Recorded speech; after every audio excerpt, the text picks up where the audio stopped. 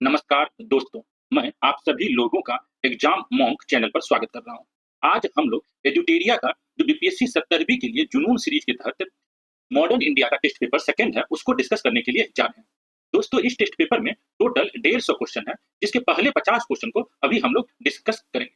तो चलिए स्टार्ट करते हैं डिस्कशन क्वेश्चन नंबर 1 से। तो देखिए, डिस्कशन स्टार्ट करने से पहले एक डिस्क्लेमर है, ये आप देख लीजिएगा। उसके बाद स्टार्ट करते हैं क्वेश्चन। तो जो फर्स्ट क्वेश्चन है इस टेस्ट पेपर का, यह consider assertion and reason and select the correct answer based on the option given below. Militant nationalism emerged in India in the last years of 19th century, especially after 1890. Indians had lost faith in the constitutional movement, hence the feeling of achieving independence through struggle was born. तो यहाँ पर जो point दे रहा है, जो आपको militant nationalism, तो militant nationalism क्या है और इसके मेंबर कौन थे? तो हम लोग को मॉडर्न इंडिया में जो कांग्रेस की हिस्ट्री हम लोग पढ़े हैं, तो वहाँ पर दो ग्रुप ऑफ कांग्रेस के बारे में पढ़ते हैं, एक है एक्सट्रीमिस्ट और दूसरा है मॉडरेट्स। तो जो मॉडरेट्स का टाइम पीरियड इंडियन हिस्ट्री में, कांग्रेस की हिस्ट्री में कब से कब तक का है? 1885 से लेकर 1905 तक। मॉडरेट्स का जो इंपॉर्टेंट है वो कब से कब तक है? 1885 से लेकर 1905। उसके बाद मॉडरेट्स के बाद जिसका इंपॉर्टेंस इंडियन कांग्रेस में होता है 1905 से लेकर 1909 तक इनका होता है, यह है एक्सट्रीमिस्ट। एक्सट्रीमिस्ट को ही हम लोग क्या बोलते हैं? रेडिकल्स बोलते हैं, और उसी को मिलिटेंट नेशनलिज्म भी बोलते हैं। इसके मेन जो फेमस लीडर थे वो थे बाल गंगाधर तिलक, लाला लाजपत राय, बिपिन चंद्र पाल, अरविंद घोष। तो ये लोग जो है ये मिलिटेंट नेशनलिज्म से रिलेटेड है। इसी को हम लोग एक्सट्रीमिस्ट भी कहते हैं और इसी को हम लोग क्या बोलते हैं? रेडिकल्स भी बोलते हैं। तो ये जैसे मॉडरेट्स जो थे वे ज्यादातर जमींदार और रिच फैमिली से बिलोंग करने वाले थे। वे लोग ज्यादातर अपना समय इंग्लैंड में बिताते थे। लेकिन ये जो एक्सट्रीमिस्ट थे, इनका बेस इंडियन था। इनकी आइडियोलॉजी इंडिया की कल्चर से इंस्पायर थे। तो ये मिलिटेंट नेशनलिज्म। तो ये याद रखिएगा, मिलिटेंट नेशनलिज्म जिसको एक्सट्रीमिस्ट भी कहते हैं, ये कब इमर्ज हुए थे? Last years of 19th century after 1890। जब इन्हें लगा कि मॉडरेट्स जो पॉलिसी अपना रहे हैं इंडिया में पॉलिटिकल डेवलपमेंट का, वो अच्छा नहीं है, उससे ज्यादा कोई बेनिफिट नहीं होने वाला है, तो ये जो मॉडरेट्स की पॉलिसी में अपना फेथ खो दिया। Indians had lost faith in the constitutional movement, hence the feeling of achieving independence through the struggle was born. तो मॉडरेट्स जो थे, शुरुआत के लीडर, वे लोग कॉन्स्टिट्यूशनल पॉलिसी फॉलो करते थे, केवल बातों को डिस्कस करते थे, चिट्ठी बनाते थे और उसको ब्रिटिश के पास भेज देते थे। लेकिन एक्सट्रीमिस्ट जो है एक्स्ट्रा कॉन्स्टिट्यूशनल पॉलिसी फॉलो करने में भी हिचकते नहीं। वे मास मूवमेंट की बातें करते हैं, वे नॉन कॉपरेशन की बातें करते हैं, बॉयकॉट की बातें करते हैं। ये सब आपको किसने किया है? तो एक्सट्रीमिस्ट या जिसको मिलिटेंट नेशनलिज्म कहते हैं। तो इसका आंसर क्या हो जाएगा? ऑप्शन ए हो जाएगा। अगला है, today's extremist will become tomorrow's moderates just as today's moderates were yesterday's extremist। तो यह जो स्टेटमेंट है, यह स्टेटमेंट है आपको बाल गंगाधर तिलक का। बाल गंगाधर तिलक बोले हैं, जो आज हम लोग को जो एक्सट्रीमिस्ट बोला जा रहा है मॉडरेट्स के द्वारा, तो जो मॉडरेट्स 1885 में कांग्रेस को स्टार्ट किए थे, तो वे अपने टाइम में भी एक टाइप के रिवोल्यूशनरी थे। लेकिन अब उनका जो पॉलिसी है वो आउटडेटेड हो गया। जैसे हम लोग, अर्थात बाल गंगाधर तिलक अपने आप को करें, जो पॉलिसी हम लोग अब यूज कर रहे हैं 1907 में, 20 साल 25 साल के बाद जो नया जनरेशन इंडिया का, वो उसको लगेगा कि बाल गंगाधर तिलक जो है बहुत मॉडरेट्स है। तो जो आज एक्सट्रीमिस्ट दिख रहा है वह कल मॉडरेट्स होगा, जो आज मॉडरेट्स दिख रहा है वो पहले क्या था? एक्सट्रीमिस्ट था। यह स्टेटमेंट किसका है? बाल गंगाधर तिलक का। उन्होंने आपको 1907 में यह स्टेटमेंट दिया था। एक बार हम दिखाते हैं किस असेंबली में उन्होंने यह स्टेटमेट दिया है। तो देखिए, ये देखिए, Bal Gangadhar Tilak address to Indian National Congress in 1907। तो यहाँ पर वो बता रहे जो मॉडरेट्स और एक्सट्रीमिस्ट किसे कहते हैं। ये करिए, मॉडरेट और एक्सट्रीमिस्ट का कोई शार्प डिफरेंस नहीं है। और इसमें ये बोले, these words have specific relation to time and they therefore will change with time. The extremist of today will become moderates tomorrow just as moderates of today were extremist yesterday when the National Congress was first started by Dadabhai Nehru ji, which now go for moderates. तो ये आपको कब दिया गया है? बाल गंगाधर तिलक की तरह आपको एड्रेस किया गया था इंडियन नेशनल कांग्रेस को 1907 में। उसमें वो बता रहे थे जो मॉडरेट्स और एक्सट्रीमिस्ट की बातें। तो ये आपको समझ में आ गया। नेक्स्ट क्वेश्चन देखते हैं।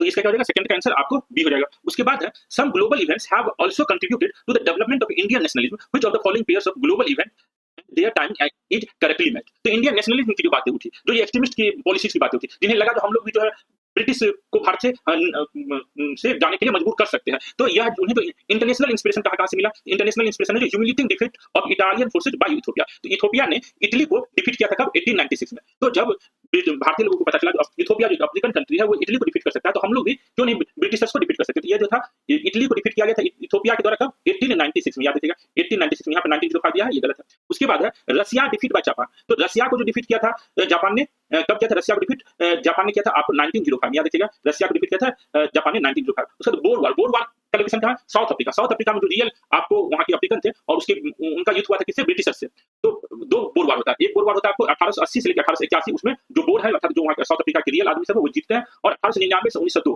1899 से 1902 दूसरा बोर वार होता है। उसमें शुरुआत में जो अफ्रीकन आदमी है जिसको बोर करे वो लोग जीते, लेकिन बाद में उन लोग को हारना पड़ता है, लेकिन बाद में फिर एग्रीमेंट होता है। लेकिन यह जो परेशानी होता है ब्रिटिशर्स को झेलना पड़ता है आपको किसके हाथों? अफ्रीकन के हाथों। यह एक इंटरनेशनल न्यूज बना था और पूरे दुनिया में लगा था जो ब्रिटिशर्स को भी हराया जा सकता है। तो इसे इंडियन भी इंस्पिरेशन लिए थे, जो अगर अफ्रीकन आदमी भगा सकता है, अगर जापान डिफीट कर सकता है रशिया को, अगर इथियोपिया डिफीट कर सकता है इटली को, तो भारत का जो लीडर हुआ क्यों नहीं ब्रिटिशर्स को भारत से भगा सकता है? तो यहाँ पर देखिए, पहला गलत है यहाँ, क्योंकि यहाँ 1905 दिया, यहाँ क्या होना चाहिए? 1896 होना चाहिए। रशिया डिफीट कब होना चाहिए आपको? रशिया डिफीट था आपको 1905, और ये जो दिया है बोर वार, ये सेकंड बोर वार का डेट दिया, तो ये सही है। इसका आंसर क्या हो जाएगा? आपको ऑप्शन बी हो जाएगा। इसमें सी है, थर्ड है ना, तो इसमें केवल ऑप्शन सी हो जाएगा। ठीक है, अगला क्वेश्चन है, when was the Indian universities act पास। तो याद रखिएगा इंडियन यूनिवर्सिटीज एक्ट जो है आपको 1904 में कर्जन के द्वारा पास किया जाता है। 1904 में कर्जन के द्वारा इंडियन यूनिवर्सिटीज एक्ट पास किया जाता है। भारतीय विश्वविद्यालय को राजनीतिक क्रांतिकारियों की उपज तैयार करने की फैक्ट्री के तौर पर अंग्रेजों द्वारा बंद किया गया। उन अंग्रेजों को लग रहा था जो भारतीय हैं, जो एक्सट्रीमिस्ट है, वो लोग यूनिवर्सिटीज में पढ़ रहे हैं और यहीं से उनके माइंड में आ रहा है जो कैसे एक्सट्रीमिस्ट बना जाए, कैसे रिवोल्यूशनरी बना जाए। इसलिए ये सब एक्टिविटी यूनिवर्सिटीज में कम किया जा सके, इसलिए इंडियन यूनिवर्सिटी एक्ट 1904 में पास किया जाता है। किसके द्वारा? आपको लॉर्ड कर्जन की द्वारा। याद रखिएगा इंडियन यूनिवर्सिटी एक्ट। फिर in the year 1903 the British government made a public announcement of the partition of the Bengal. तो जो ये पार्ट याद रखिएगा सही है, जो बंगाल का विभाजन 1905 में हुआ, लेकिन 1903 में ही आपको एक कमिटी बना था, लॉर्ड कर्जन ने बनाया था कमिटी, जिसमें यह डिस्कशन हो रहा था जो बंगाल का विभाजन करना चाहिए नहीं करना चाहिए। तो आम आदमी को आइडिया लग गया था जो ब्रिटिशर्स जो है बंगाल का विभाजन को प्लान कर था, तो बंगाल का विभाजन का डिस्कशन एडमिनिस्ट्रेशन में चल रहा है, ब्रिटिश एडमिनिस्ट्रेशन में चल रहा। तो यह कब हुआ था? तो 1903 में हुआ था। तो याद रखिएगा in the year 1903 AD British government made a public announcement of the partition of the Bengal. The objective of British behind taking the decision of partition of Bengal was to weaken the national movement by giving rise to Muslim communalism। तो यह भी objective था जो इनको लग रहा था, British को लग रहा था, objective of British behind taking the decision of partition of Bengal was to weaken the national movement by giving right to Muslim community. तो ये ब्रिटिशर्स का जो रियल मोटिव था, जो यहाँ पर बंगाल को विभाजन करके यहाँ पर जो मुस्लिम वाला इलाका है उसको अलग किया जाए, और जो बंगाली जो इलाका है आपको इसको अलग करके आपको कम्युनलिज्म फुट डालो, राजपुरों की पॉलिसी यहाँ पर अपनाया जाए। तो यह दोनों पॉइंट सही है, क्योंकि इन्हें लग रहा था जो कांग्रेस का इंपोर्टेंस बहुत ज्यादा बढ़ रहा है। तो यहाँ पर 1 और 2 दोनों सही है, इसमें से क्या आंसर देगा? ऑप्शन सी हो जाएगा। उसके बाद when was the mourning day celebrated in Bengal in protest against partition of Bengal. तो बंगाल का जो इफेक्टिव पार्टीशन हुआ वो कब से हुआ? तो 16 अक्टूबर। ऑफिशियल नोटिफिकेशन निकला जो आज से बंगाल विभाजित है, तो यह है 19 जुलाई 1905। और नोटिफिकेशन के बाद यह जो है इफेक्टिव कब हुआ? तो इफेक्टिव डेट हुआ 16 अक्टूबर 1905। तो इफेक्टिव जिस डेट को हुआ उसी डेट को हम लोग शोक दिवस मनाए हैं Bengal. When was the mourning day celebrated in Bengal in the protest against partition of the Bengal. तो याद रखिएगा 16 अक्टूबर 1905, क्योंकि इसी दिन से बंगाल विभाजन का नोटिफिकेशन इफेक्टिव हुआ था। तो याद रखिएगा इसमें क्या 16 अक्टूबर 1905। 16 अक्टूबर 1905 को बंगाल विभाजन विधिवत रूप से लागू हुआ। आंदोलनकारों ने इसी दिन को शोक दिवस के रूप में मनाया, लोगों ने व्रत रखे, गंगा स्नान किया और नंगे पांव पदयात्रा निकाली। इसका आंसर क्या हो जाएगा? आपको option C. In which national session did Indian National Congress declare the attainment of swaraj and its main goal. तो अटेनमेंट ऑफ स्वराज जो है आपको किस कांग्रेस अधिवेशन में हुआ? तो याद रखिएगा कांग्रेस का अधिवेशन जो कलकत्ता में हुआ था कब? 1906 में। यहाँ पर कौन थे कांग्रेस के प्रेसिडेंट? तो दादा भाई नेहरू जी। दादा भाई नेहरू जी कांग्रेस के 3 बार प्रेसिडेंट बना। एक बार याद रखिएगा आपको 86 में, उसके बाद आपको 1893 में, और उसके बाद 1906 में। यही होना चाहिए, चेक कर लीजिएगा। जो आखिरी बार जो बने हैं दादा भाई नेहरू जी, वो कलकत्ता में 1906 में बने। तो यहाँ पर जो दादा भाई नेहरू जी कांग्रेस के अध्यक्ष बने थे 1906 में, उसी समय आपको अटेनमेंट ऑफ स्वराज इनका मेन गोल घोषित किया गया था। इसी के बाद सूरत अधिवेशन में आपको कांग्रेस स्प्लिट होता है, कांग्रेस स्प्लिट होगा। यहाँ पर क्या हो जाएगा? अटेनमेंट ऑफ स्वराज की बात होती है 1906 में, ऑप्शन 7 का क्या हो जाएगा? A book was prescribed as mandatory reading for the activists of Swadeshi movement. What was the name of the book? तो यह बुक जो आपको सभी स्वदेशी मूवमेंट के स्टूडेंट को जो स्वदेशी मूवमेंट से जुड़ने वाले थे सबके लिए मैंडेटरी किया गया था। यह बुक था देशेर कथा। यह इस देशेर कथा को बीपीएससी आपको क्वेश्चन 2-3 बार पूछ भी चुका है। याद रखिएगा देशेर कथा। देशेर कथा को लिखने वाले कौन है? इसका भी नाम याद रखिएगा। अरविंद घोष के करीबी सहयोगी सखाराम गणेश देशकर ने 1904 में देशेर कथा प्रकाशित की थी। इस पुस्तक ने स्वदेशी आंदोलन के कार्यकर्ताओं को प्रेरित किया। यह पुस्तक स्वदेशी आंदोलन कार्यकर्ताओं के लिए अनिवार्य अध्ययन की पुस्तक बनने के अलावा कई नुक्कड़ नाटकों और लोकगीतों के सृजन हेतु प्रेरणा भी बनी थी। 1910 में इसे सरकार के द्वारा प्रतिबंधित कर दिया गया था, ठीक है, लेकिन तब तक 15,000 प्रतियां बिक चुकी थी। तो याद रखिएगा देशेर कथा आपको सभी स्वदेशी मूवमेंट से जुड़ने लोगों को पढ़ना जरूरी था। इसका लेखक कौन था? आपको सखाराम गणेश देशकर, ठीक है। नेक्स्ट क्वेश्चन देखते हैं। When was national council of education was established. तो नेशनल काउंसिल ऑफ एजुकेशन जो है आपको 15 अगस्त 1906 को एस्टैब्लिश हुआ। क्यों एस्टैब्लिश हुआ? 1905 में जब स्वदेशी मूवमेंट स्टार्ट हुआ, बॉयकॉट मूवमेंट स्टार्ट हुआ, तो स्टूडेंट सबसे ये एक्सपेक्ट किया गया था जो सरकारी जो गवर्नमेंट के कॉलेज और स्कूल है उसमें नहीं पढ़ेंगे। गवर्नमेंट स्कूल और कॉलेज क्या है? स्लेवरी सिस्टम को बढ़ाने का एक इंस्टीट्यूशन बताया गया। तो अब स्टूडेंट गवर्नमेंट स्कूल कॉलेज में नहीं पढ़ेंगे तो कहीं तो पढ़ेंगे, तो स्वदेशी इंस्टीट्यूट बनाया गया। उसी स्वदेशी इंस्टीट्यूशन के तहत आपको national council of education establish किया गया। नेशनल काउंसिल ऑफ एजुकेशन कब एस्टैब्लिश किया गया? तो 15 अगस्त 1906 में एस्टैब्लिश किया गया था। 15 अगस्त 1906 याद रखिएगा। नेशनल काउंसिल ऑफ एजुकेशन स्वदेशी मूवमेंट में जो स्टूडेंट गवर्नमेंट कॉलेज को बॉयकॉट किए थे उनके अध्ययन के लिए 15 अगस्त 1906 को यह स्टार्ट किया गया था। तो 9 पे कैंसिल हो जाएगा, ऑप्शन डी हो जाएगा। उसके बाद the famous book named the philosophy of bomb was written by Chandrashekhar Azad. तो यह स्टेटमेंट गलत है। जो फेमस बुक है द फिलॉसफी ऑफ बॉम्ब जो है ये किसके द्वारा लिखा गया? भगवती चरण बोहरा के द्वारा लिखा गया, चंद्रशेखर आजाद के द्वारा नहीं लिखा गया है, गलत है। उसका Surya Sen was associated with Chittagong armoury जॉबी which took place in April 1931। तो याद रखिएगा यह अप्रैल 1930 में आपको चिटगांव शस्त्रागार को लूटा गया था। कब? अप्रैल 1930 में। अप्रैल 1931 जो यहाँ दिया गया है यह गलत। यहाँ क्या होना चाहिए? अप्रैल 1930 होना चाहिए। तो दोनों गलत है क्योंकि यह बुक जो है आपको भगवती चरण बोहरा के द्वारा लिखा गया, सूर्य सेन ने आपको चिटगांव में आर्मरी रॉबी किया था अप्रैल 1930 में। तो 1 और 2 दोनों गलत है। इसमें पूछा फॉल्स स्टेटमेंट कौन सा है? तो ऑप्शन सी हो जाएगा। इसका दोनों स्टेटमेंट फॉल्स है। उसके बाद इंस्टीट्यूशन एस्टैब्लिश्ड ड्यूरिंग द स्वदेशी movement and it's founders select the correct answer with the help of course given. तो स्वदेशी मूवमेंट के दौरान बहुत सारे लोगों ने अलग अलग स्वदेशी इंस्टीट्यूशन एस्टैब्लिश किए, तो उसमें जिसने जो इंस्टीट्यूशन एस्टैब्लिश किया उसका नाम हमको याद होना चाहिए। तो देखिए लोकहीर भंडार जो है आपको 1930 में सरला देवी के द्वारा स्टार्ट किया गया था। लोकहीर भंडार, ये डेट आपको याद रखना होगा। केमिकल फैक्ट्री 1892 ईस्वी में प्रफुल्ल चंद्र राय के द्वारा स्टार्ट किया गया था। ये 1892 नहीं, प्रफुल्ल चंद्र राय के द्वारा स्टार्ट किया गया था। इंडियन स्टोर जोगेश चंद्र चौधरी के द्वारा, इंडियन स्टोर जोगेश चंद्र चौधरी के द्वारा कब स्टार्ट किया गया था? 1901 में स्टार्ट किया गया था, 1901 में। उसके बाद स्वदेशी भंडार जो है आपको स्टार्ट किया गया है यहाँ पर, तो 1897 दिया गया है, ये लिख लीजिएगा। स्वदेशी भंडार 1897 इसके द्वारा स्टार्ट किया गया, तो रविंद्रनाथ टैगोर के द्वारा किया गया है। इसका आंसर क्या हो जाएगा? आपका ऑप्शन बी हो जाएगा। ठीक है, इसमें ये हो जाएगा 3, 2, 6, 1। ठीक है, उसके बाद है consider the following law, Indian press act, seditious meeting act, Indian newspaper and criminal law amendment act, ये कब पास किया गया? तो देखिए आपको जो इंडियन प्रेस एक्ट है, इंडियन प्रेस एक्ट 1910 में आया था। उसके बाद seditious meeting act, seditious meeting act जो है ये आपको 1907 में। उसके बाद Indian newspaper incitement of offence act, Indian newspaper incitement of offence act 1908 में। उसके बाद criminal law amendment act, criminal law amendment act ये आया था आपको 1908 में आया था। क्रिमिनल लॉ अमेंडमेंट एक्ट आपको 1908 में आया था, तो इसका आंसर क्या हो जाएगा? ऑप्शन डी हो जाएगा।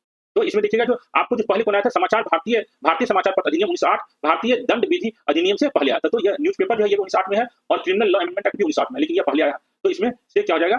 तो यहाँ तो सीडीसीएस वाला 1901 में है, और इंडियन प्रेस एक्ट जो है 1907 में है। ये आपको हो जाएगा 2, 1, यहाँ पर कौन सा हो जाएगा? 12 का सी। ठीक है, ठीक है, यहाँ पर ये देखिए 12 का 2, 3, 4, 1, 2, 3, 2, 1, 3, 4 होना चाहिए। इंडियन प्रेस एक्ट कब आया है? आपको 1910 में आया। अच्छा, इंडियन प्रेस एक्ट आपको 1910 में आया। इंडियन प्रेस एक्ट 1910 में है, सीडीसीएस अब सही है। सीडीसीएस मीटिंग एक्ट 1901 में है, इंडियन न्यूज़पेपर ये 1908 में है, और ये भी 1908 में पहले ही आया था। ठीक है, तो अब सही है 2, 3, 4 और 1। इंडियन प्रेस एक्ट आपको 1910 में सही है। उसके बाद consider assertion and reason and select the given. The revolutionary agitators had ideological difference from the method of both liberals and extremists. अब देखिए इसका नाम क्या है? रिवॉल्यूशनरी एजिटेटर्स, जिसमें भगत सिंह, चंद्रशेखर आजाद जिस ग्रुप से बिलोंग करते हैं। तो the revolutionary agitators had ideological difference from the methods of both liberals and extremists. तो इनका आइडियोलॉजिकल डिफरेंस था, ये बात सही है। The revolutionaries believed that imperialist rule would destroy India's religious and political freedom, civilization, culture and moral values. इसमें से आपको दोनों स्टेटमेंट सही है। तो दोनों स्टेटमेंट से जो रिवॉल्यूशनरी एजिटेटर्स थे उनको, उनका जो आइडियोलॉजिकल डिफरेंस था किसके साथ? आपको लिबरल्स और एक्सट्रीमिस्ट दोनों के साथ था। और उनको लगता था जो ब्रिटिशर्स जो है आपको इंडिया के रिलीजियस और पॉलिटिकल फ्रीडम खत्म कर देगा, सिविलाइजेशन को खत्म कर देगा। तो दोनों पॉइंट सही है, लेकिन एक्सप्लेनेशन सही नहीं कर रहा, तो तेरा क्या जाएगा? ऑप्शन बी हो जाएगा। ठीक है, उसके बाद हम लोग देखते हैं Who started the publication of revolutionary weekly युगांतर। तो युगांतर जो है आपको पब्लिश किया गया था 1906 ईस्वी में बरिंद्र कुमार घोष और भूपेंद्र दत्त। ये जो अखबार है इसका नाम याद रखिएगा। यह बंगाल में जो अनुशीलन समिति स्टार्ट किया गया था, जो बंगाल का आपको पहला रिवॉल्यूशनरी ऑर्गेनाइजेशन था। रिवॉल्यूशनरी ऑर्गेनाइजेशन जो बंगाल में स्टार्ट होता है उसका नाम क्या है? अनुशीलन समिति। अनुशीलन समिति के अंतर्गत ही आपको अखबार पब्लिश किया जाता है युगांतर। उसी के मेंबर जो है, इसके मेंबर कौन पब्लिश करते हैं? तो बरिंद्र नाथ घोष और भूपेंद्र नाथ घोष। यह अखबार कब स्टार्ट होता है? तो 1906 में, अप्रैल 1906 में यह अखबार स्टार्ट होता है। अखबार स्टार्ट करने वाले बरिंद्र कुमार घोष और भूपेंद्र नाथ दत्त। इसका आंसर क्या सी देगा। उसके बाद है attempt to derail the railway in which lieutenant governor Andrew Fraser was travelling. तो एंड्रयू फ्रेजर जो आपको बंगाल का गवर्नर था, लेफ्टिनेंट गवर्नर था, उसके ट्रेन को डिरेल करने का कोशिश किया गया था। उसके ट्रेन को डिरेल करने का कोशिश किया गया था आपको कब? 6 दिसंबर 1907 को, याद रखिएगा 6 दिसंबर 1907 को इसके ट्रेन को डिरेल करने का कोशिश किया गया था। जब ये दार्जिलिंग जा रहा था, ये आपको जब दार्जिलिंग जा रहा था एंड्रयू फ्रेजर, तो इसके ट्रेन पर बम फोड़ने की कोशिश किया गया था। तो ये याद रखिएगा कब? 6 दिसंबर 1907। एक क्वेश्चन अभी आया था, जब बंगाल का विभाजन हुआ उस समय बंगाल का लेफ्टिनेंट गवर्नर कौन था? याद रखिएगा बंगाल का जब विभाजन हुआ उस समय बंगाल का लेफ्टिनेंट गवर्नर कौन था? यही एंड्रयू फ्रेजर था। और जब बंगाल का विभाजन होकर जो आपको जो वर्तमान में बांग्लादेश है, जो ईस्ट बंगाल बना, उसका गवर्नर किसको बनाया गया? तो उसका गवर्नर आपको बनाया गया था लेफ्टिनेंट गवर्नर, जो बनाया उसका नाम था फुलर। तो जो नया आपको ईस्ट बंगाल बना, उसका जो नया गवर्नर बना उसका नाम है फुलर। तो जो आपको पहले से बंगाल का गवर्नर था जो रियल, उसका था नाम एंड्रयू फ्रेजर। इसके ये दार्जिलिंग जा रहा था, तो इसके ट्रेन पर बम फेंकने की कोशिश की, लेकिन ये बच गया था। तो 6 दिसंबर 1907 को हुआ था। उसके बाद bomb was thrown on the car of Muzaffarpur district जज for the purpose of his murder. तो यह तो बिहार का इंसिडेंट था। ये खुदीराम बोस और प्रफुल्ल चाकी ने आपको बम से जज को मारने की कोशिश किया था, लेकिन वो जज बच जाता है। 2 महिलाएं थी केवल, मरती है। तो यह कब होता है? तो यह होता है आपको 1908 में। 1908 में होता है, जिसमें प्रफुल्ल चाकी जो है उसको मोकामा स्टेशन पर वो खुद को गोली मार लेता है, और खुदीराम बोस को फांसी की सजा होती है। याद रखिएगा, यह इंपॉर्टेंट है, तो बिहार की है। ये सभी बंगाल से ही गए। खुदीराम बोस, प्रफुल्ल चाकी अनुशीलन समिति के मेंबर थे और बंगाल से ही गए थे बिहार में अटैक करने के लिए। उसके बाद attempt to assassinate Fuller the unpopular former lieutenant governor of east Bengal by the members of Jugantar group. तो यह कब हुआ है? यह आपको हुआ है 1906 में। यह कब हुआ है? आपको 1906 में हुआ। तो इसका पहले क्या 6, फिर ये 7 और ये 8। तो इसका आंसर क्या जाएगा? CAB ऑप्शन क्या हो जाएगा? डी। तो ठीक है, CAB हो जाएगा आंसर डी। उसका तो which was the first secret organisation organised by revolutionaries in Bengal. तो आपको बंगाल में जो सीक्रेट ऑर्गेनाइजेशन स्टार्ट हुआ वो कौन सा था? तो बंगाल का सीक्रेट ऑर्गेनाइजेशन जो सबसे पहला था वो था अनुशीलन समिति। बंगाल में जो सीक्रेट ऑर्गेनाइजेशन स्टार्ट हुआ वो था अनुशीलन समिति। एक बार हम यहाँ पर जो चारों ऑर्गेनाइजेशन का नाम दिया है उसको हम लोग थोड़ा सा डिटेल ढंग से देख लेते हैं। यहाँ मॉडरेट्स एंड एक्सट्रीमिस्ट का अंतर है, आप लोग पढ़ लीजिएगा, हम थोड़ा बहुत बता दिए हैं। यहाँ देखिए plan to bomb Andrew Fraser's train to Darjeeling, यह जा रहा था दार्जिलिंग में, तो इसके 6 दिसंबर को लेफ्टिनेंट गवर्नर ट्रेन पर फेंका जाता है। और आपको खुदीराम बोस और प्रफुल्ल चाकी जो है मुजफ्फरपुर में बम कांड कब करते हैं, तो 30 अप्रैल 1908, यह भी डेट याद रखिएगा, 30 अप्रैल 1908 को आपको मुजफ्फरपुर में बम कांड होता है। उसके बाद ये जो फुलर का है, अप्रैल 1906 में फुलर पर अटेम्प्ट किया गया था, उसको मारने का कोशिश किया गया था, यह आपको सुमित सरकार बुक में दिया गया है। अब देखिए ये इंपॉर्टेंट स्लाइड है जो आपको समझना है। देखिए एक सेकंड, हाँ, अनुशीलन समिति आपको अनुशीलन समिति जो बंगाल में पहला आपको रिवोल्यूशनरी ऑर्गेनाइजेशन है, यह कब बना है, 24 मार्च 1902 को बना है। इसका 2 ब्रांच था, एक ढाका में था और एक कलकत्ता में था। तो ढाका वाले को ढाका अनुशीलन समिति करे थे, कलकत्ता वाले को युगांतर करे थे। उसके बाद आपको मित्र मेला, क्वेश्चन ऑप्शन मित्र मेला भी है, तो मित्र मेला आपको एक रिवोल्यूशनरी सीक्रेट सोसाइटी था। ये 1899 ईस्वी में विनायक दामोदर सावरकर, जिसको बीडी सावरकर कहते हैं, और उसके भाई गणेश दामोदर सावरकर के द्वारा बनाया गया था। यही मित्र मेला जो है 1904 में अपना नाम बदल लेता है, क्या चीज, अभिनव भारत मंदिर, या अभिनव भारत मंदिर करता है, जिसका नाम होगा यंग इंडिया सोसाइटी। यह कब बनता है, मित्र मेला ही अपना नाम बदल लेता है, कब, अभिनव भारत मंदिर 1904 में, जिसको यंग भारत सोसाइटी भी कहते हैं। इसके भी वही है विनायक दामोदर सावरकर, उसका भाई गणेश दामोदर सावरकर। यह लोग इसका नाम यंग इंडिया क्यों रखता है, तो ये जो है मेजिनी जो इटली में था, उसी यंग इटली से इंस्पायर होकर यह आपको यंग इंडिया सोसाइटी बनाता है। जैसे मेजिनी इटली में आपको यंग इटली बनाया था, उसी तरीके से विनायक दामोदर सावरकर जो है इंडिया में यंग इंडिया बनाता है। उसके बाद उसी समय एक है 1960 में सरदार अजीत सिंह, भगत सिंह के चाचा जी, जो है आपको पंजाब में एक सोसाइटी बनाते हैं जिसका नाम है अंजुमन ई मुहाबन ई वतन, अंजुमन ई मुहाबन ई वतन, जो आपको एक जर्नल पब्लिश करते हैं, भारत माता। तो इतना इन्फॉर्मेशन याद रखिएगा, ये इंपॉर्टेंट इन्फॉर्मेशन है, आपको आगे आने वाले क्वेश्चन में काम देगा। तो मित्र मेला आपको बनता है अभिनव भारत, याद रखिएगा। तो यहाँ पर हम लोग देखें अभिनव भारत आपको किनके द्वारा है, यंग इंडिया, तो यह आपको बीडी सावरकर के द्वारा बनाया जाता है। मित्र मेला पहले 1899 में बीडी सावरकर के द्वारा बनाया जाता है, वही जो है मित्र मेला आपको अभिनव भारत में कन्वर्ट हो जाता है। अंजुमन ई मुहाबन ई वतन जो है अजीत सिंह, जो भगत सिंह के चाचा जी थे, 1907 ईस्वी में पंजाब में बनाते हैं। तो यह सब आपको और सीक्रेट ऑर्गेनाइजेशन है जो आपको मालूम होना चाहिए। अनुशीलन समिति तो आपको बता ही दिया, यह अनुशीलन समिति आपको 1902 में बंगाल में बनता है, जिसका 2 ब्रांच होता है, एक ढाका में और एक आपको कलकत्ता में। इसका क्या आंसर है, अभी when and where was revolutionary organization named Abhinav Bharat established? अभी हम आपको बताएं, जो पहले जो मित्र मेला था, वही मित्र मेला जो है आपको 1904 ईस्वी में महाराष्ट्र में अपना नाम बदल के क्या कर लेता है, अभिनव भारत कर लेता है। इसका आंसर क्या हो जाएगा, 17 का आंसर हो जाएगा आपको डी। तो यह महाराष्ट्र में ही अभिनव भारत बनता है, जिसके द्वारा बीडी सावरकर और उसके भाई गणेश दामोदर सावरकर के द्वारा बनाया जाता है। उसके बाद a person named Anant Kanhare associated with revolutionary organisation named Abhinav Bharat had murdered an Englishman named Jackson who was Jackson. तो अभिनव भारत जो महाराष्ट्र में बीडी सावरकर के द्वारा बना, उसी ग्रुप का एक आदमी था अनंत कनहारे। यह क्या करता है, आपको नासिक का जो डिस्ट्रिक्ट मजिस्ट्रेट है, नासिक के डिस्ट्रिक्ट मजिस्ट्रेट को गोली मार देता, नासिक के डिस्ट्रिक्ट मजिस्ट्रेट को गोली मार देता। तो यहाँ पूछा है जो यह जो जिसको गोली मारा यह क्या था, तो यह नासिक का डिस्ट्रिक्ट मजिस्ट्रेट था। एक बार हम लोग इसको भी देख लेते हैं, अनंत कनहारे, ये देखिए, यह है अनंत लक्ष्मण कनहारे। यह जो है इसका 1892 से 1910 was an Indian independence fighter from Nashik on 21 December 1909। He sought death the collector of Nasik in British India. The murder of Jackson was an important event in the history of Nasik and the Indian revolutionary movement in Maharashtra. He was prosecuted in Bombay court and hanged in the Thane prison on 19 April 1910, aged 18. तो 18 साल की as में इस अनंत लक्ष्मण कनहारे को फांसी की सजा दी जाती है, जो आपको यंग इंडिया अभिनव भारत ग्रुप से जुड़े हुए थे। ठीक है, उसके बाद ठीक है, ये समझ में आ गया, जो नासिक में किसको मारा था, तो नासिक डिस्ट्रिक्ट मजिस्ट्रेट को मारा था। उसके बाद है नेक्स्ट क्वेश्चन, यहाँ मैच करना है, जो गदर पार्टी कहाँ पर बना था। तो गदर पार्टी जो है आपको कहाँ बना था, सैन फ्रांसिस्को में बना था। याद रखिएगा, गदर पार्टी 1913 ईस्वी में कहाँ बना था, सैन फ्रांसिस्को में बना था। इंडिया हाउस आपको कहाँ बना था, तो लंदन में बना था। इंडिया हाउस कहाँ बना था, लंदन में बना था। उसके बाद यूनाइटेड इंडिया हाउस आप याद रखिएगा, united states of America, Seattle में, U for united India, U से यहाँ पर देखिएगा। तो इंडिया हाउस सिंपल जो है वो लंदन में बना है, और यूनाइटेड इंडिया हाउस कहाँ पर बना है, यूनाइटेड इंडिया हाउस आपको सीटल यूएसए में बना है। और स्वदेशी सेवक होम कहाँ बना है, तो स्वदेशी सेवक होम जो है आपको कहाँ पर बना है, तो यह वैंकूवर में बना है।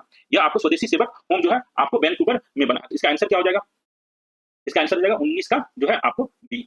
ठीक है, एक बार ये गदर पार्टी सब को थोड़ा सा डिटेल से हम भी देख लेते हैं आपको। तो देखिए, सबसे पहले आपको एक इंडिया हाउस जो है कब बन रहा है, इंडिया हाउस देखिए 1 जुलाई 1905 से लेकर 1910 तक ये इंडिया हाउस बनाया जाता है, किसके द्वारा, Shyamaji Krishna Varma, started in London. इसका काम क्या था, India House was a student residence that existed between 1905 to 1910 at London with the patronage of lawyer Shyamaji Krishna Varma. It was open to promote nationalist view among the Indian students in Britain. तो Indian student जो Britain में है उसके बीच में nationalist view को promote करने के लिए आपको इंडिया हाउस बनाया गया था, जो 1905 से 1910 तक चला। किसने बनाया था, तो श्यामाजी कृष्ण वर्मा ने बनाया था। और इनका अपना एक जर्नल भी था, उस जर्नल का नाम याद रखिएगा, यह भी पूछा जाता है, द इंडियन सोशियोलॉजिस्ट किसने पब्लिश किया था, श्यामाजी कृष्ण वर्मा ने किया था, जो इंडिया हाउस के फाउंडर थे। उसके बाद देखिए नवंबर 1909 में स्वदेशी सेवक होम बनाया जाता है जीडी कुमार के द्वारा। आपको स्वदेशी सेवक होम बनाया जाता है, कहां पर, वैंकूवर में स्वदेशी सेवक होम बनाया जाता है। इसको फिर वैंकूवर से निकाल दिया जाता है। तो ये लोग, यही जीडी कुमार जो है आपको, जीडी कुमार तारकनाथ दास, ये लोग क्या करते हैं, आपको 1910 में वैंकूवर से सीटल जाते हैं यूएसए में, आपको यूनाइटेड इंडिया हाउस बनाते हैं। जिस तरीके से लंदन में आपको इंडिया हाउस था, तो यूएसए में आपको यूनाइटेड इंडिया हाउस, उसी तर्ज पर ये लोग भी चाह रहे हैं जो अमेरिका में जो यूथ है उसको इंस्पायर किया जाए, जो ये लोग रिवोल्यूशनरी एक्टिविटीज में भाग ले। अब यही लोग जो है, जो आपको पहले स्वदेशी सेवक होम बनाया वैंकूवर में, फिर 1910 में यूनाइटेड इंडिया हाउस बनाया, ये लोग ही आपको सपोर्ट करता है आपको गदर पार्टी बनाने में, जिस गदर पार्टी का ओरिजिनल नाम क्या है, the Pacific Coast Hindustan Association, the Pacific Coast Hindustan Association, जो आपको कहाँ बनता है, सैन फ्रांसिस्को बनता है, 15 जुलाई 1913 को। इसका जो फाउंडर अगर पूछा जाए गदर पार्टी का फाउंडर कौन है, तो सोहन सिंह भाकना। क्यों बोला जाता है सोहन सिंह भाकना को? क्योंकि इसमें बहुत सारे लोग हैं, लेकिन इससे प्रेसिडेंट जो थे, पहला प्रेसिडेंट सोहन सिंह भाकना था। उसके बाद इसमें केसर सिंह थाटगर जो वाइस प्रेसिडेंट है, लाला हरदयाल इसका जनरल सेक्रेटरी है। तो यह भी याद रखिएगा कि क्यों इसको हम गदर पार्टी का फाउंडर किसको कहते हैं, सोहन सिंह भाकना कहते हैं, क्योंकि यह प्रेसिडेंट है और लाला हरदयाल उसका सेक्रेटरी था। तो यह कब होता है, 1913 में होता है। तो आपको समझ में आ गया होगा जो किस तरीके से इंडिया हाउस, फिर स्वदेशी Sevak home, United India house और गदर पार्टी क्या स्थापना हुआ। ठीक है, ये देखिए अगला क्वेश्चन। तो ये आपको समझ में आ गया होगा, Ghadar party, India house, united India house, Swadeshi Sevak home, इसका आंसर देगा बी। अगला क्वेश्चन है, Where was the revolutionary newspaper the Indian Sociologist published? अभी हमने आपको बताया श्यामाजी कृष्ण वर्मा जो है आपको लंदन में या इंडियन सोशियोलॉजिस्ट न्यूज़पेपर पब्लिश करते थे। इसका आंसर क्या रहेगा, option A. The ultimate object of revolutionaries is not terrorism but revolution and the purpose of revolution is the establishment of national government in India. Whose is the above statement. तो यह statement आपको किनका है, सुभाष चंद्र बोस का। सुभाष चंद्र बोस जो अपने book लिखे हैं उसमें उनका यह स्टेटमेंट है। एक बार आपको ये स्टेटमेंट उनके बुक से पढ़ के हम आपको दिखाते हैं। देखिए ये नेताजी का है, Netaji life and writing Indian struggle 1920 से 1934, इसमें लिख रहे हैं। देखिए द रिवॉल्यूशनरीज डू नॉट, ये बता रहे हैं ये रिवॉल्यूशनरीज से सिंपैथाइज कर रहे हैं, जो रिवॉल्यूशनरीज को सब बदनाम कर रहा था, जो ये अच्छा काम नहीं कर रहा, लेकिन नेताजी जो है सुभाष चंद्र बोस ये सपोर्ट कर रहे थे। ये बोले the revolutionaries do not aim at creating anarchy और chaos while it is a fact that they do not while it is a fact that they do occasionally resort to terrorism, their ultimate object is not terrorism but revolution and the purpose of revolution is to instill a national government. So the earliest revolutionaries studied something about revolutionary method in other countries. It would not correct to say that the inspiration came from abroad. तो यह जो है आपको नेताजी सुभाष चंद्र बोस के book से लिया गया statement है, जो रिवॉल्यूशनरीज को सपोर्ट कर रहे हैं। ठीक है, इसका आंसर हो जाएगा। ठीक है, उसके बाद consider the following revolutionary activity. गोमाता मारू केस, गोमाता मारू किसका हो रहा है, 1924 में हो रहा है। यह एक जापानी शिप है जो आपको सिंगापुर से होकर कहा जाता है कनाडा जाता है, जिसको कनाडा में लैंड होने के लिए नहीं दिया जाता, फिर कनाडा से आपको कलकत्ता भेज दिया जाता है। कलकत्ता में भी बहुत सारे पंजाबी लोग को मारा जाता है, फिर लेकिन ये चला जाता है। तो गोमाता मारू केस जो है आपको गदर मूवमेंट को इंस्पायर करता है, तो गदर के लीडर आपको भारत आते हैं, जो यहाँ पर आपको रिवॉल्यूशनरीज करने के लिए, लेकिन वो कुछ कर नहीं पाते। तो गोमाता मारू केस, गोमाता मारू क्या है, एक जापानी शिप है जिसमें जो सिख थे वे आपको सिंगापुर से कहा जा रहे थे, कनाडा जा रहे थे। ये कहानी है गोमाता मारू केस का, ये भी आपको इंपॉर्टेंट है जानने के लिए। उसके बाद इसमें जो है आपको Delhi conspiracy case, Delhi conspiracy case कब होता है, तो दिल्ली कॉन्स्पिरेसी केस जो है आपको 1912-13 में होता है। याद रखिएगा दिल्ली कॉन्स्पिरेसी केस 1912-13। ये दिल्ली कॉन्स्पिरेसी केस क्या है। उसके बाद bomb thrown on the convoy of viceroy Lord Hardinge, 23 दिसंबर 1912। 23 दिसंबर 1912 को आपको बॉम्ब फेंका जाता है। इसी को हम क्या कहते हैं, दिल्ली कॉन्स्पिरेसी केस कहते हैं। और एस्टैब्लिशमेंट ऑफ गदर पार्टी, ये तो आपको हमने बताया, एस्टैब्लिशमेंट ऑफ गदर पार्टी कब हो रहा है, तो 1913 में हो रहा है। एस्टैब्लिशमेंट ऑफ गदर पार्टी 1913 में हो रहा है। इसका आंसर क्या हो जाएगा आपको, ऑप्शन बी। देखिए एस्टैब्लिशमेंट इसमें सबसे पहले डी, उसके बाद भी, पहले जो बॉम्ब फेंका गया उसी को हम लोग दिल्ली कॉन्स्पिरेसी कर रहे हैं। उसके बाद गदर पार्टी 13 में हो गया है और गोमाता मारू जो है 14 में होगा। उसके बाद गदर पार्टी के लोग 1915 में आएंगे भारत में कुछ रिवॉल्यूशनरी एक्टिविटी करने के लिए, लेकिन वो लोग सफल नहीं हो पाते, पकड़े जाते हैं। इसका आंसर क्या रहेगा, ऑप्शन बी।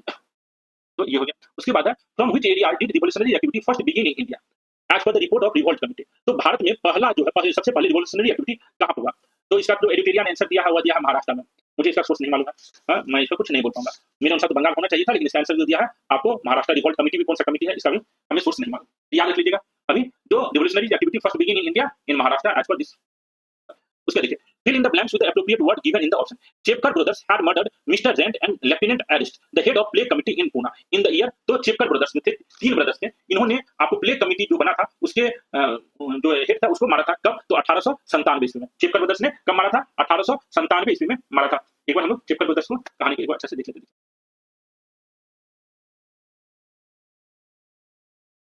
देखिए चेपकर ब्रदर्स की कहानी, दामोदर बालकृष्ण और वासुदेव, ये 3 भाई हैं, Damodar Chapekar Balkrishna was involved in the murder of W.C. Rent, the British Plague Commissioner of Pune. A special plague committee was formed under the chairmanship of Walter Charles Rent. जो Indian troops were brought in to deal with the emergency. The measures employed included entry into the private house, stripping and examination of equipment including women. Women को भी striping किया जा रहा था by British officers. तो इसके विरोध में आपको 22 June 1897 the Diamond Jubilee of the coronation of Queen Victoria celebrate किया रहा था, जहां पर Rand and his military escort lieutenant asked too were shot while returning from the celebration. तो जब ये लोग पार्टी मना के आ रहे थे, ये आपको रेंट, तो ये तीनों भाई ने मिलकर इसको गोली मार दिया। All 3 brothers were found guilty and hanged in 1899। तो ये याद रखिएगा चेपकर ब्रदर्स जो है यही चेपकर ब्रदर्स ने गोली मारा। इसी के कारण आपको क्या किया जाता है, नाटू ब्रदर्स को रिपोर्ट किया जाता है और बाल गंगाधर तिलक पर भी आपको सिटीजन एक्ट लगाया जाता है। ये बोला जाता है कि बाल गंगाधर तिलक जो है इस लोगों को सपोर्ट करता था, तो बाल गंगाधर तिलक पर भी केस चलता है इस चेपकर ब्रदर्स के इंसिडेंट के बाद। इसका समझ में आ गया? चिपकर ब्रदर्स की incident 1857। The paper named Bharat Mata was published by which of the following revolutionary organisation. अभी हमने दिखाया कि जो भारत माता जो न्यूज़पेपर है, ये कौन पब्लिश किए थे? तो अजीत सिंह, भगत सिंह के चाचा जी। हाँ, उनका जो ऑर्गेनाइजेशन था उसका नाम क्या था? अंजुमन ई मोहिबान ई वतन। अंजुमन ई मोहिबान ई वतन, जो 1907 में अजीत सिंह पंजाब में जो थे, भगत सिंह के चाचा जी, उन्होंने ही भारत माता न्यूज़पेपर पब्लिश किया था, याद रखिएगा। उसी तरीके से पंजाब वाले इलाके में एक और लीडर है इस समय के, वो है लाला लाजपत राय। उनका एक न्यूज़पेपर था, उसका न्यूज़पेपर का नाम है पंजाबी। तो पंजाबी न्यूज़पेपर आपको उस टाइम पीरियड में लाला लाजपत राय पब्लिश करते हैं, और भारत माता कौन पब्लिश करते हैं? तो अजीत सिंह, भगत सिंह के चाचा जी। तो 25 का आंसर क्या हो जाएगा? ऑप्शन सी हो जाएगा।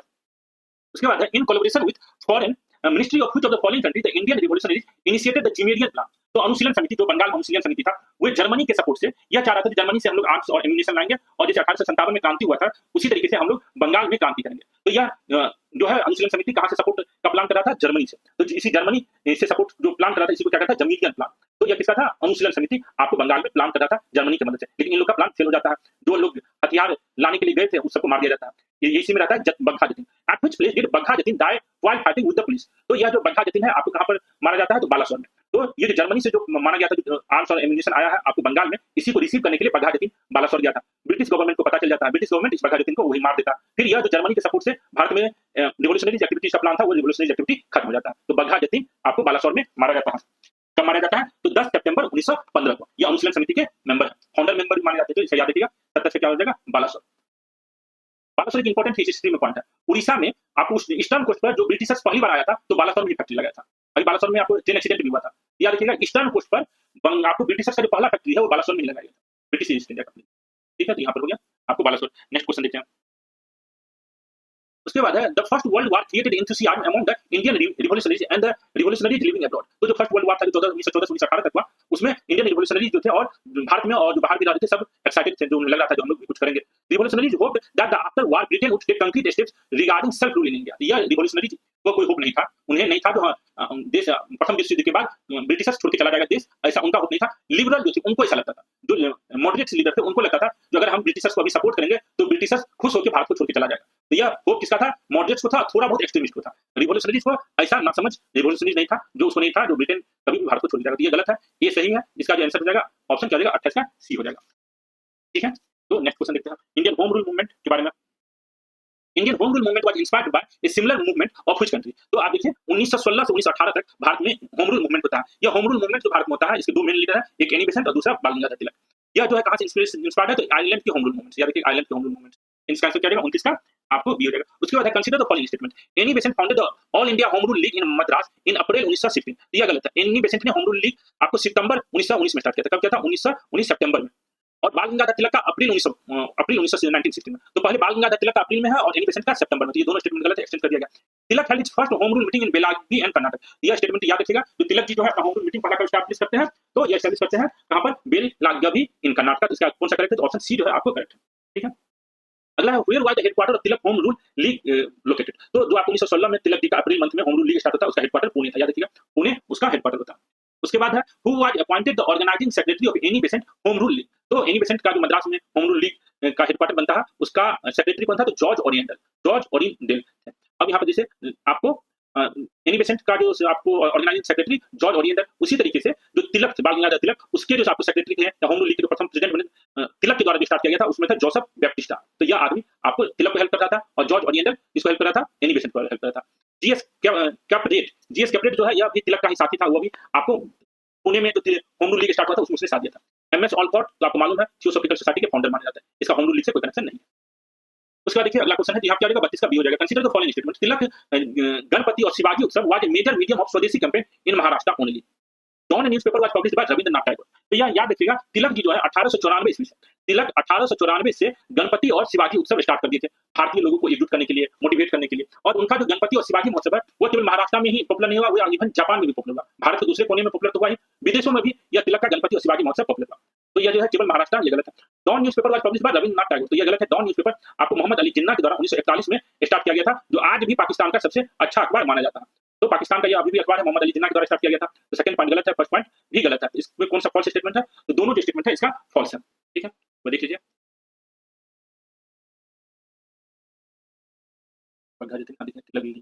देखिए गणेश फेस्टिवल और शिव जी, ये कब स्टार्ट किया गया? तिलक initiated Ganesh Utsav and Shivaji festival in 1894। Shivaji Utsav started in fort Raigad in 1894 and reached as far as Japan. By 1905। In 1896 Ganesh Utsav attend national importance. तो गणेश उत्सव जो है नेशनल इंपॉर्टेंस, आज तो गणेश चतुर्थी पूरे भारत में मनाया गया है। अभी देखिए डॉन अखबार जो आपको मोहम्मद अली जिन्ना के द्वारा 1941 में 26 अक्टूबर 1941 को स्टार्ट किया गया था। ये मुस्लिम लीग का माउथपीस था, मुस्लिम लीग के स्टेटमेंट को पब्लिश करता था और ये जो है आपको भारत को विभाजन करने में ये अखबार का बहुत बड़ा हाथ है। इसी अखबार के द्वारा मोहम्मद अली जिन्ना जो है अपने कम्युनल पॉइंट को रखता था। ठीक है, ये आपको समझ में आ गया डॉन अखबार का। तो यहाँ पर आपको समझ में आ गया इसका दोनों पॉइंट। उसका consider the following statement related to the famous Lucknow annual conference of Congress held in 1916। तो कांग्रेस का जो लखनऊ पैक्ट था जिसमें आपको मुस्लिम लीग और कांग्रेस दोनों एक पैक्ट जारी करता है। The conference was presided by Ambika Charan Majumdar, liberal ideology leader of the Congress. तो यह पॉइंट सही है, जो कांग्रेस का जो यह सेशन था इसको किसने लीड किया, तो अंबिका चरण मजूमदार ने इसको किया है। तो देख लेते हैं तो इसका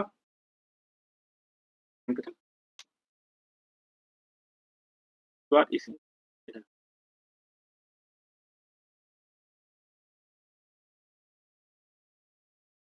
through this conference moderate and extremist groups of Congress are reunited. यह भी बात है जो 1916 में कांग्रेस का जो मॉडरेट एंड एक्सट्रीमिस्ट ग्रुप है वह रीयूनाइटेड हुआ था। An important achievement of this conference was agreement between Congress and Muslim league. तो इसमें कांग्रेस और मुस्लिम लीग के बीच में भी एग्रीमेंट हुआ था। और जो सूरत स्प्लिट में जो कांग्रेस का जो मॉडरेट्स और एक्सट्रीमिस्ट का विभाजन हुआ था, सूरत स्प्लिट 1960 में कांग्रेस के मॉडरेट्स और एक्सट्रीमिस्ट अलग अलग हो गए थे, ये दोनों फिर रीयूनाइटेड कब होते थे, 1916 के कांग्रेस अधिवेशन जो लखनऊ में होता है। ये तीनों पॉइंट आपको सही है। उसके बाद है इसमें से आपको डी है तो ये सही है। ठीक है, उसके बाद efforts of Tilak and Annie Besant greatly help in reaching a compromise between the moderates and extremist nationalist in Lucknow session of the Congress in 16। तो कांग्रेस का जो आपको 1916 में लखनऊ सेशन होता है, इसमें मॉडरेट्स और एक्सट्रीमिस्ट में फिर से दोस्ती हो जाती है। दुश्मनी कब हुआ था, 1907 में, याद रखिएगा।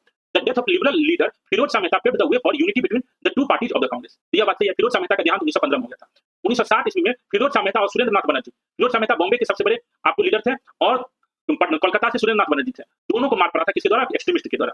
दोनों जो है को जूता मारा गया था, डंडा से मारा गया। तो फिरोज शाह मेहता तो बहुत गुस्सा गए थे आपको सूरत स्प्लिट में, सुरेंद्र नाथ बनर्जी गुस्सा गए थे नहीं अब हम कभी भी जो एक्सट्रीमिस्ट लीडर है उसको हम अपने कांग्रेस में आने के लिए नहीं देंगे। ये लोग फाउंडर मेंबर थे, फिरोज शाह मेहता सुरेंद्र नाथ बनर्जी फाउंडर मेंबर थे। लेकिन 1915 ईस्वी में जब फिरोज शाह मेहता का देहांत हो जाता तब आपको जो एक्सट्रीमिस्ट जिन्होंने फिरोज शाह मेहता को जूता से मारा था वो इतना गुस्सा था समझिए, फिर ये मर जाते तो फिर आपको तिलक जी जो है एंट्री कर लेते हैं कांग्रेस में। तो यहाँ पर आपको 1 और 2 दोनों सही है। इसका आंसर क्या रहेगा, 35 का सी। ठीक है, उसके बाद which of the following provision was not included in the Lucknow pact. तो 1916 में लखनऊ पैक्ट हुआ उसमें कौन सा प्रोविजन को इंक्लूड नहीं किया गया, तो देखिए इंक्लूड नहीं किया गया। Non acceptance of Congress demand for responsible governance of the league, responsible governance by the league. Congress accepted the Muslim league demand for separate electoral system for the Muslim. यह किया था, कांग्रेस ने मान लिया था कि मुस्लिम को सेपरेट इलेक्टेड कंटिन्यू किया जाएगा। 1/9 of the total elected Indian members in the central legislative assembly were reserved for the Muslim, यह भी सही है। Communal election system was accepted by the accepted for elected Muslim. तो मुस्लिम को जो सेपरेट इलेक्टेड का प्रोविजन दिया गया था 1909 के बाद, 1909 के मॉडल एक्ट में, तो यह मान लिया गया था। ये तीनों पॉइंट जो है नीचे वाला सही है। यह जो था non acceptance of Congress demand for responsible governance वाली यह गलत है। ये आपको कांग्रेस ने मुस्लिम लीग के मैक्सिमम डिमांड को मान लिया था, तो यहाँ पर याद रखिएगा केवल ये गलत है, इसमें दे रहा है नॉन एक्सेप्टेंस, ये गलत है। उसका देखिए 37 का Vasudev Balwant Phadke first started revolutionary activity in Maharashtra through Ramoshi period जत्था। यह पॉइंट सही है। महाराष्ट्र में जो डक्कन रिवॉल्ट होता है 1875 में, याद रखिएगा महाराष्ट्र में डक्कन रिवॉल्ट होता है 1875 में। इसी महाराष्ट्र में जो डक्कन रिवॉल्ट होता है उसके बाद वहां पर जो महाराष्ट्र में जो रिवॉल्यूशनरी एक्टिविटी स्टार्ट किया था, महाराष्ट्र में जो रिवॉल्यूशनरी एक्टिविटी स्टार्ट किया था वो रिवॉल्यूशनरी एक्टिविटी स्टार्ट करने वाले वासुदेव बलवंत फाड़के। हम लोग ये क्वेश्चन भी देखे थे जो भारत में रिवॉल्यूशनरी एक्टिविटी कहां स्टार्ट हुआ था पहले, तो इसका आंसर जो इसमें दिया गया है जो भारत में पहले रिवॉल्यूशनरी एक्टिविटी महाराष्ट्र में स्टार्ट हुआ, तो इसका रीजन यही है। 1875 के आसपास वासुदेव बलवंत फाड़के पुणे में रिवॉल्यूशनरी एक्टिविटी स्टार्ट करते हैं। याद रखिएगा 1875 में ही वासुदेव बलवंत फाड़के पुणे में आपको रिवॉल्यूशनरी एक्टिविटी स्टार्ट करते, उस समय बंगाल में कुछ नहीं हो रहा था। तो ये जो डिटेल में दिया गया महाराष्ट्र में पहला रिवॉल्यूशनरी एक्टिविटी हुआ था, तो उसका क्रेडिट इसी वासुदेव बलवंत फाड़के को जाता है, याद रखिएगा। और तो ये पॉइंट सही है। Punjabi written by Ajit Singh and Bharat Mata written by Lala Lajpat Rai played a commendable role in Punjab. तो ये गलत है। भारत माता किसके द्वारा लिखा गया था, अजीत सिंह के द्वारा लिखा गया था, और पंजाबी अखबार किसके द्वारा लिखा गया था, तो लाला लाजपत राय। तो सेकंड पॉइंट गलत है, फर्स्ट जो है आपको सही है। इसमें से कौन सा स्टेटमेंट हो जाएगा सही, तो ये हो जाएगा। एक बार हम लोग वासुदेव बलवंत फाड़के जो बहुत बड़े रिवॉल्यूशनरी लीडर थे आपको महाराष्ट्र में डक्कन वाले इलाके पर, उनका थोड़ा सा हम आपको इन्फॉर्मेशन दें। देखिए यहाँ पर जो सूज हिट नॉट 1 बट 2 स्टॉलवर्ट, आपको बताया जो जूते से मारा गया था किसको, सुरेंद्र नाथ बनर्जी और फिरोज शाह मेहता को। ये है वासुदेव बलवंत फाड़के, ये है वासुदेव बलवंत फाड़के पर आपको 1875 में ये डक्कन रिवॉल्ट के बाद रिवॉल्यूशनरी एक्टिविटी करते हैं। इसको देखिए बीपीएससी 1994 में क्वेश्चन पूछा, महाराष्ट्र में रामोसी कृषक जत्था किसने स्थापित किया था, हु फाउंडेड रामोसी कृषक जत्था। तो इसका आंसर क्या रहेगा, वासुदेव बलवंत फाड़के। थोड़ा सा इसका इन्फॉर्मेशन देख लीजिए। वासुदेव बलवंत फाड़के 1845 से लेकर 1843 1883 तक इनका टाइम पीरियड है। ये चितवन ब्राह्मण थे। पुणे में जो चितवन ब्राह्मण है ये पुणे की हिस्ट्री से बहुत इंपॉर्टेंट है, याद रखिएगा। पुणे में जितने भी रिवॉल्यूशनरी जैसे बाल गंगाधर तिलक भी आपको चितवन ब्राह्मण है, आपको वासुदेव बलवंत फाड़के भी चितवन ब्राह्मण है। और इसका सबसे फेमस जो चितवन ब्राह्मण में आता है वो है बालाजी विश्वनाथ। बालाजी विश्वनाथ जो 1707 से लेके आपको 1818 तक जो मराठा का पेशवा का कहानी है, ये पेशवा जो बनता है ये सारे पेशवा चितवन ब्राह्मण। तो याद रखिए चितवन ब्राह्मण जो थे ये महाराष्ट्र की हिस्ट्री में बहुत ही सैक्रिफाइस देने के लिए और विद्वता के लिए प्रसिद्ध है। तो यही आपको इसके फेमस बाल गंगाधर तिलक और वासुदेव बलवंत फाड़के। अच्छा, ए पीजेंट रिपोर्ट इन्होंने लीड किया था कब? 1879 में, which fed on the suffering and discontent produced by the worst Deccan famine in the recent history. He was arrested in July 1879 and transported for life to the penal colony in Eden, where he died in 1883. तो इन्होंने आपको revolt किया था 1879 में, और इसे आप ये 1889 83 में ये मर जाता है। तो याद रखिएगा, रामोसी कृष्ण जो था डक्कन रिवोल्ट जो 1877 में होता है, ठीक है। तो इतना इन्फॉर्मेशन सफिशिएंट है आपको के बारे में जानने के लिए। नेक्स्ट देखते हैं। उसके बाद है इसमें देखिए अल हिलाल, न्यूज़पेपर का नाम दे रहा था। अल हिलाल किसने लिखा था? न्यू इंडिया न्यूज़पेपर किसने पब्लिश किया था? उसके बाद है कॉमरेड किसने पब्लिश किया, और आपको इंडियन अनरेस्ट किसने पब्लिश किया? तो याद रखिएगा, अल हिलाल जो न्यूज़पेपर है यह पब्लिश किया गया था मौलाना अबुल कलाम आजाद के द्वारा। अबुल कलाम आजाद के द्वारा अल हिलाल उर्दू भाषा का अखबार पब्लिश किया गया था।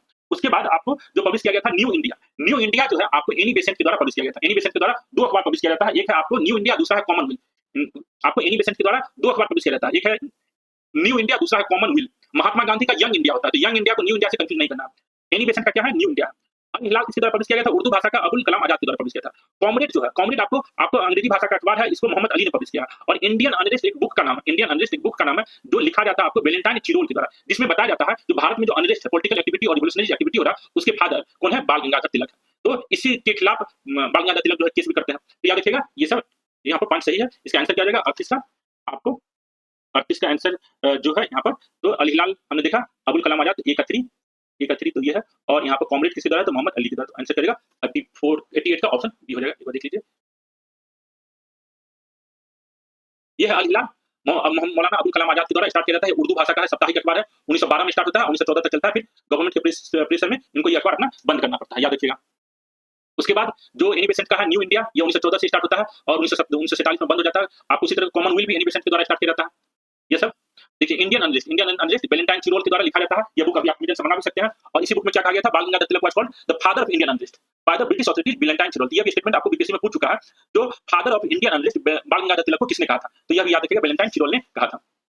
और कॉमरेड जो है, कॉमरेड आपको इंग्लिश भाषा का अखबार है। यह मोहम्मद अली जौहर के द्वारा स्टार्ट किया गया था। यह 1911 से लेकर 1914 तक चला था। यह देखिए, आपको द कॉमरेड अखबार वीकली अखबार है, अंग्रेजी भाषा में दिख रहा है। यह मोहम्मद अली जौहर के द्वारा स्टार्ट किया गया था। तो ये आपको समझ में आ गया होगा, यह अखबार जो भारत में स्टार्ट किया गया था। अगला क्वेश्चन, इसका आंसर हो गया, ठीक है। नेक्स्ट क्वेश्चन है, what is the basis of government of India Act 1919? तो गवर्नमेंट ऑफ इंडिया एक्ट जो 1919 आया था वो किस आधार पर था? तो मॉन्टेग्यू चेम्सफोर्ड रिपोर्ट। इसमें तो कोई कंफ्यूजन है नहीं। गवर्नमेंट ऑफ इंडिया एक्ट 1919 जो था, ये क्या चीज था? आपको मॉर्लेमेंटो और 1915 सिक्योरिटी ऑफ इंडिया एक्ट का आपको नहीं है इससे कनेक्शन। याद रखिए, Government of India Act 1919 Montagu Chelmsford report के तहत आया था। तो यह सही है। अगला क्वेश्चन देखते हैं। अगला, which of the following statement is not true regarding the system of diarchy established in the provinces on the basis of Government of India Act 1919? तो गवर्नमेंट ऑफ इंडिया एक्ट 1919 के तहत प्रोविंसेस में डायarchy आता है। डायarchy का क्या मतलब है? जो प्रोविंस में जो रूल्स थे वो दो टाइप में डिवाइड किया गया था, एक था रिजर्व लिस्ट और एक था ट्रांसफर्ड लिस्ट। तो रिजर्व लिस्ट में जो टॉपिक था उसको रूल करता गवर्नर अपने एक्जीक्यूटिव काउंसिल के तहत हेल्प से, और ट्रांसफर लिस्ट में जो टॉपिक था उसको जो मिनिस्टर्स बने थे प्रोविंस में, वो मिनिस्टर्स जो है उस टॉपिक को डील करता। तो यहाँ पर दो लिस्ट को विभाजित किया गया था, प्रोविंशियल लिस्ट को दो भाग में बांटा गया था, एक था रिजर्व लिस्ट और दूसरा था ट्रांसफर लिस्ट। ये रिजर्व लिस्ट और ट्रांसफर लिस्ट में जो प्रोविंशियल जिसको बांटा गया था, प्रोविंशियल पार्ट को बांटा गया था, इसी को हम क्या कहते हैं? डायarchy इन प्रोविंस। तो provincial subjects divided into two parts, reserve and transferred. तो ये बात सही है। रिजर्व गवर्नर अपने जो एक्जीक्यूटिव काउंसिल उसकी मदद से इस पर काम करता है, और ट्रांसफर्ड जो प्रोविंस में मिनिस्टर्स चुन के आते हुए था। The ministers were not answerable to the administration but to the governor. The secretary of India and governor general could interfere in the reserve subject if necessary, but they did not have the power to interfere in the transfer subject. तो transfer subject transfer कर दिया गया था जो local ministers बनेंगे उसके लिए, और रिजर्व सब्जेक्ट जो था वो गवर्नर या गवर्नर जनरल या सेक्रेटरी ऑफ इंडिया। ये सी ऑप्शन सही है।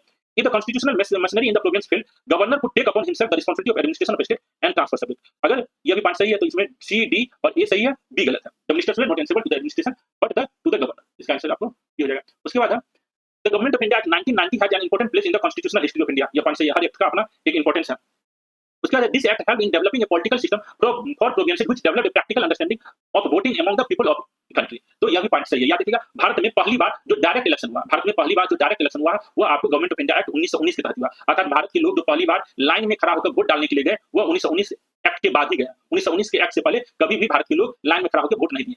तो वोटिंग सिस्टम जो आपको भारत में स्टार्ट हुआ है, ये कब स्टार्ट हुआ? गवर्नमेंट ऑफ इंडिया एक्ट 1919 के बाद। इसमें से आपको ऑप्शन ए और आर जो है दोनों सही है, इसका आंसर क्या हो जाएगा? ए, ठीक है। उसके बाद है Ahmedabad mill workers strike, Champaran Satyagraha, Jallianwala Bagh massacre, इसको हमको अरेंज करना है। तो देखिए, सबसे पहले तो हुआ था चंपारण 1917 में, उसके बाद अहमदाबाद मिल स्ट्राइक 1918 और जलियांवाला बाग 1919। तो ये तो आपको याद ही होगा। इसका आंसर क्या हो जाएगा? 42 का ऑप्शन जो है ऑप्शन बी हो जाएगा।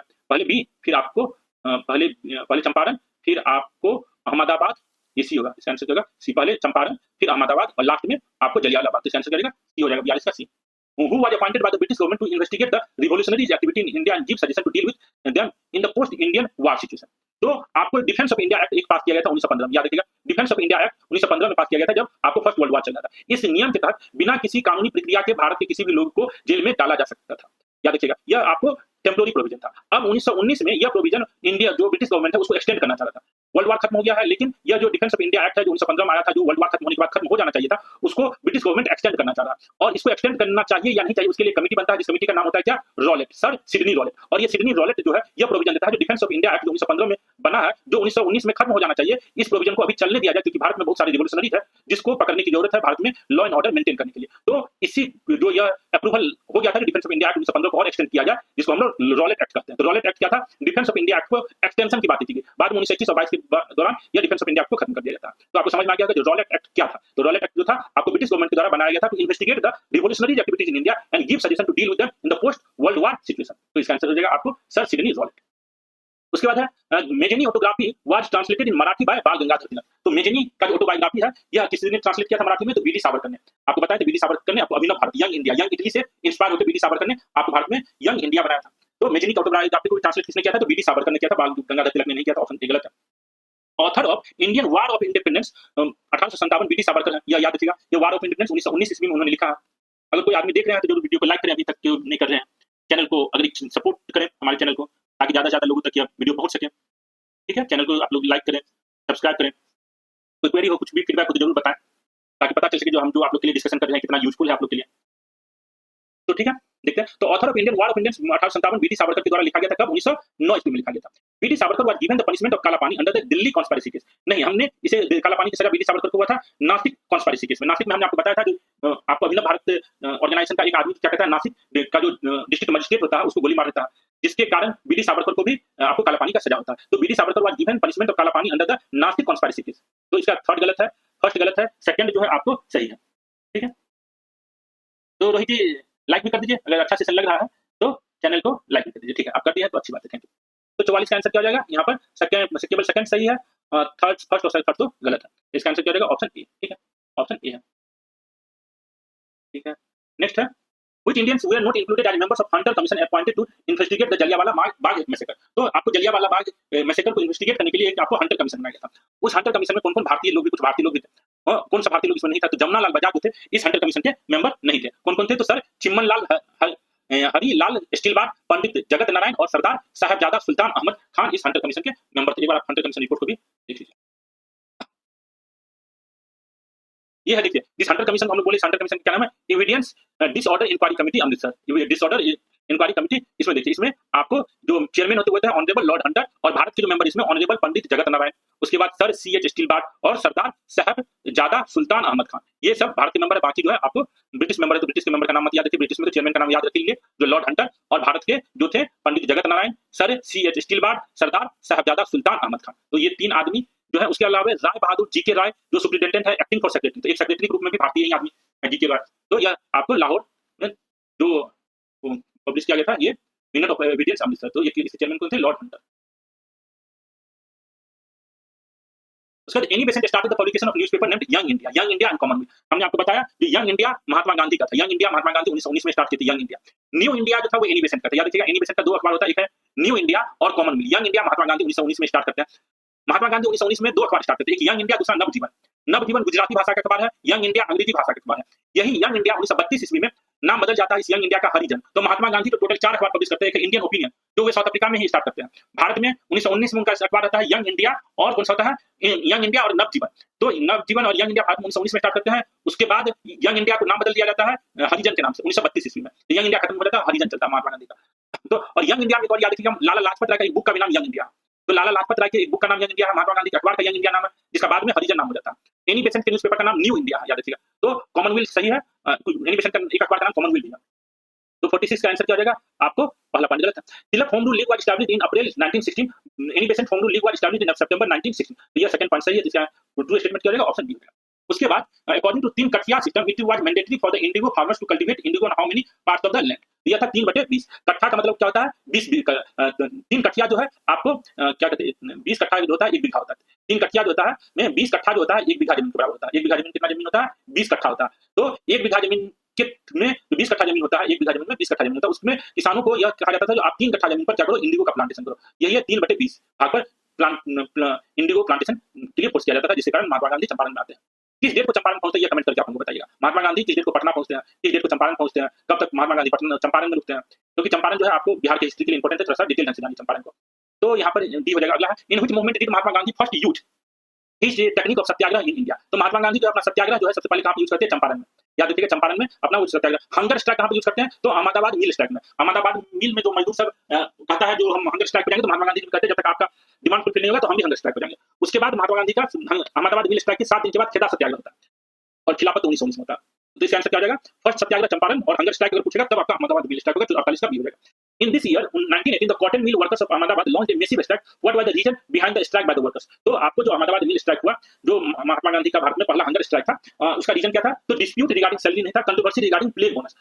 आपको प्लेग बोनस से जो मिल के मालिक थे वो देने से मना कर देते हैं, जिसके कारण वहां के जो मिल के मजदूरों ने आपको स्ट्राइक किया था। तो याद रखिएगा कंट्रोवर्सी रिगार्डिंग प्लेग बोनस, तो इसका आंसर हो जाएगा प्लेग बोनस।